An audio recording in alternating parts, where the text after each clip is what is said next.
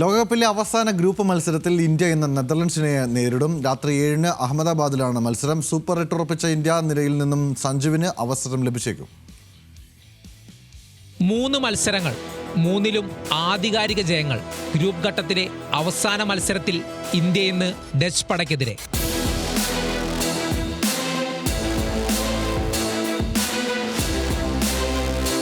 മൂന്ന് ജയങ്ങളോടെ ഗ്രൂപ്പിലെ 1-ാം സ്ഥാനം ഉറപ്പിച്ച ഇന്ത്യക്ക് ഇത് അവസാനഘട്ട ഒരുക്കങ്ങൾക്കുള്ള അവസരം. അഭിഷേക് ശർമ്മ, ഹർദിക് പാണ്ഡ്യ, ജസ്പ്രീത് ബുംറ അടക്കമുള്ള താരങ്ങൾക്ക് വിശ്രമം അനുവദിക്കുമെന്നാണ് സൂചന. ഇതോടെ മലയാളി താരം സഞ്ജുവിന് ഇന്ത്യൻ ഇന്നിംഗ്സ് ഓപ്പൺ ചെയ്യാനുള്ള അവസരം വീണ്ടും ലഭിക്കും.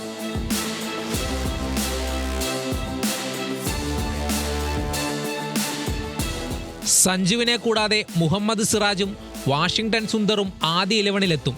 അമേരിക്കയ്ക്കെതിരെ മിന്നും പ്രകടനം നടത്തിയ സിറാജ് ബുംറ തിരികെ എത്തിയതോടെയാണ് ടീമിന് പുറത്തായത്. ഇതുവരെ അവസരം ലഭിക്കാത്ത സുന്ദറും ഇന്ന് നെതർലാൻഡ്സിനെതിരെ ഇറങ്ങിയേക്കും.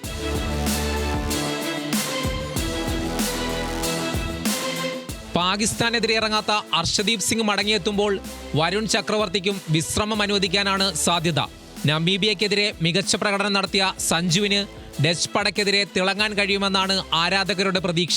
പാകിസ്ഥാൻ പരാജയപ്പെട്ടാൽ സൂപ്പർ 8 സാധ്യത നിലനിൽക്കുന്ന നെതർലാൻഡ്സിന് ഇത് ജീവൻ മരണ പോരാട്ടമാണ്. Sports desk, news Malayalam.